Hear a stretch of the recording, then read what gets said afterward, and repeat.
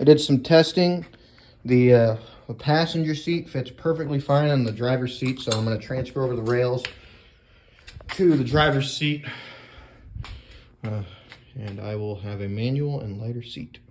Got this lip off of eBay for 60 bucks. I figure it's a worthwhile purchase for the visual upgrade I suppose I'm gonna get. You have to see this is ridiculous. I screwed in over on the left side, or the driver's side, whatever it is, and the lip is this far out. That's so crazy. I'm gonna have to freaking push it in just to get to line up. Well, I guess that's what 10 screws are for. That lip changed the look of the car. I don't care what they say.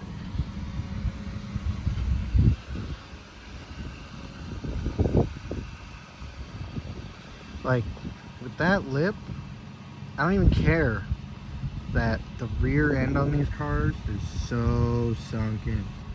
That's better. It's just good. Taking out the dead pedal, it's just uncomfortable, and I think I'm gonna throw it away. You know, Phillips, apparently a pry bar and a medium-sized Torex. I don't know what size that is. Maybe a 1/2 inch. I don't know. Turns out that dead pedal is a 10 millimeter. I don't know who designed this car, and it was so difficult to get out. I swear to God. I didn't film any of this because I was kind of pissed. But I changed the turn signal stock. Door's gonna close on me. Changed the turn signal stock, but now the wipers don't. The wiper fluid squirter doesn't work. But I'd rather have turn signals, I suppose. And you have to take off this clamshell. And in order to take off the clamshell, you gotta take out this, and there's a ball bearing that you push. It's basically like right under the screw. It might be even under here, right under here for this hole. You gotta put your key in the ignition position. The other thing is 2 plates have to come off for these clamshells. I'm just not used to having to take apart a significant part of the dashboard to get 2 turn signal stocks. And under there are Torex screws, so you just gotta know that. I also picked up a cruise control button. The clips in here always snap off, always.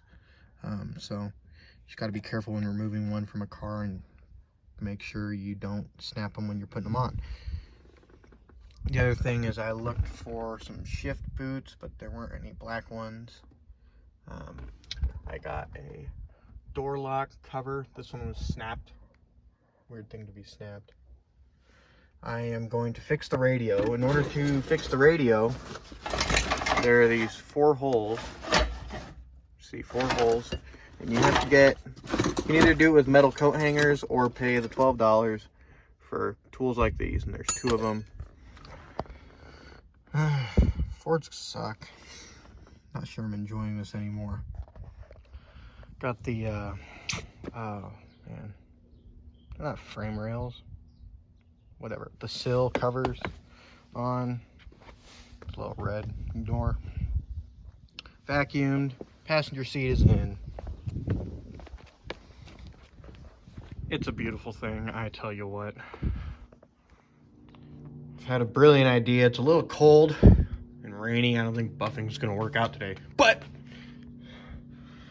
I know that this windshield wiper squirter button works, but the housing does not. However, on the opposite is true. So I'll see if I can take apart this and we'll see what happens. I cannot describe how unmotivated I am to work on this thing, but it doesn't seem like I can buy another.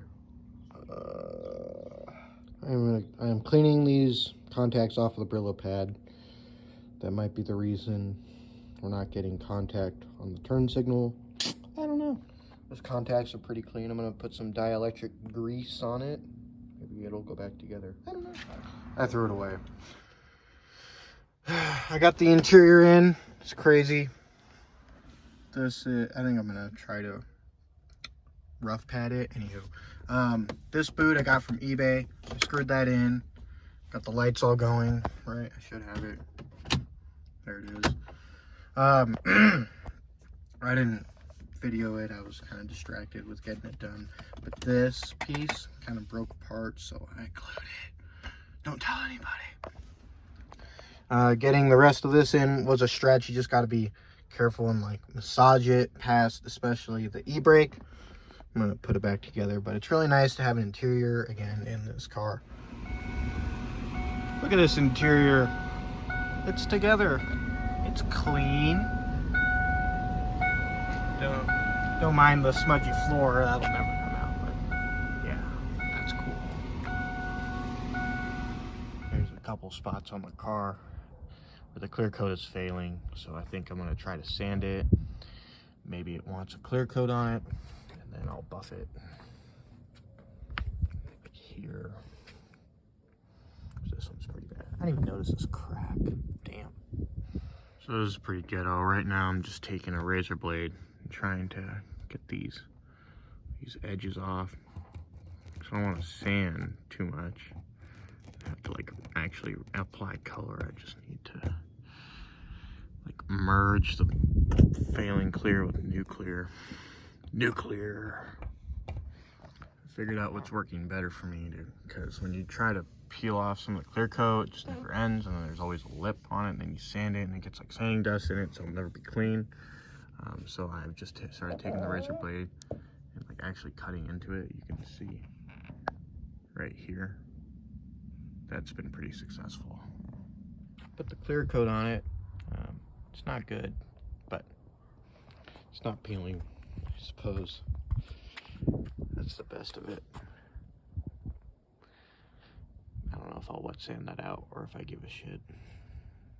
Check out under this valve cover. This is the cleanest engine I have ever seen. Oh my God. Say that and it blows up. But like, oh my God. And then look, it's like nothing. That's crazy. Anyway, I'm changing out this gasket because I get a little leaky. And you can feel it, you can see it. There's a ton of oil right on the edge here. And it just pours out like a sieve. Makes sense, it's just right. Oh, you can see it's visibly wet. Yeah, right there. Visibly wet in that corner. Anyway, so that is the story. I forgot to record because I was just trying to get it done. I got new valve cover gaskets on. Kind of had to set them with RTV for a night in the valve cover and then come back and put them on because they just don't hold on to the valve cover. I also replaced the PCV down in there with just some fuel line because it's a bunch of manufactured hose and it just snapped. So that will probably be even better. I removed, there's some brackets on the engine that like hold these wires up. And I know maybe they shouldn't really touch the alternator, but it'll be okay. And there's a bracket back here that like, it's like Ford put it there so it would get in your way. I don't understand. Yeah, gosh. Some things, they don't make any sense to me. There's lots of grounds on here, you just gotta reconnect. Not bad, it runs cool. I'm gonna change the oil. Man, I don't like cars sometimes. I go to change the oil and take the filter off, but that was a total fiasco and I had to get the hammer and the screwdriver out and I had to rip the fuel filter off and kind of like cut a notch into it. I cut into that housing and now you can see that there's coolant dripping.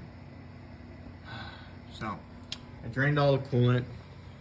I think I'm gonna put marine weld on it and it takes an hour to cure, so I mix some up and I'm gonna wait half an hour just get the best chances possible.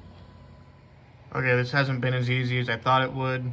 I have the heat gun, I heated it up and then put on marine weld and that didn't work. But maybe I didn't clear it out with brake clean, so I'll try that and then I'll try like real JB weld. I just wanted to change the oil. That might have actually worked. Took the baby torch and just sat on it, flamed for like 10 minutes, and then put JB Weld on it and burned the hell out of it. I'm gonna put the filter back on, and I'm totally gonna regret this, but I'm gonna do it anyway. Mustang people are gonna hate me. I might even hate myself. I could not get this valve cover to stop leaking oil with the valve cover gasket because I couldn't get it set right. But man, the RTD is working. The reason it's smoking is because it's burning off the residual oil left on the exhaust pipe. Exciting. I didn't record because I was just moving, but so the coolant leak that I was trying to beat was there's a little bung that goes between the oil filter, and when I was taking off the oil filter the first time, that bung loosened and coolant was coming out, so I tightened that. That seemed to solve the problem. And then on the valve cover, I got the fuel disconnect line that was around here, and that valve cover goes in really easy if you disconnect those fuel lines. Oh well. I also cleaned up this. I took a Brillo pad and sanded off as much as I could and used some interior decorator detail or whatever. Makes it all shiny and the same color. That came out pretty good. The shifter guard, that was damaged when I got it, and I thought I could sand it down, like brush some black paint over it, but you can clearly see that there's black paint over it. It worked well on this though. You wouldn't notice this scar, but I might just leave it. That's something for maybe the next owner to do. And I think I'm gonna go for a drive next time. I think well, it's really time to buff it and then sell it. That'll be nice. I took the car up in the mountains and I stress tested the valve cover by revving it a lot, and it was pretty fun. I kept up with a Viper. Heck yeah. I'm going to buff it. It is finally time. Just gotta wash it first. I started buffing it, and you can see where I kind of burnt through. I was trying to find some red under this pink. I'm pretty sure the sun just baked it. So I'll just buff the red, what is red. I even buffed the A-pillars and it's just pink. It might have to just get painted. So that's unfortunate. I buffed it, I waxed it. Interior is pretty nice.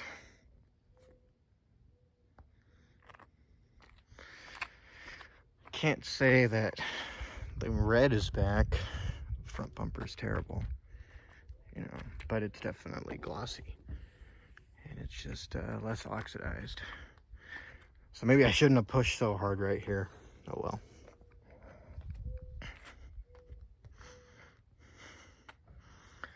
And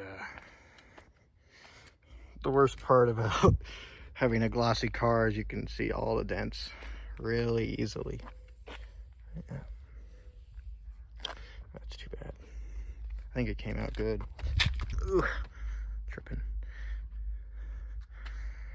Maybe I'll do the trim, not the trim, the pinstriping. Be something to do. That like cleans up a car for sure. Wish I could get this monkey or whatever, the frog, but like literally the paint faded underneath it. It's just such a shame. Yeah, look at that. That's cool. I think I did a good job.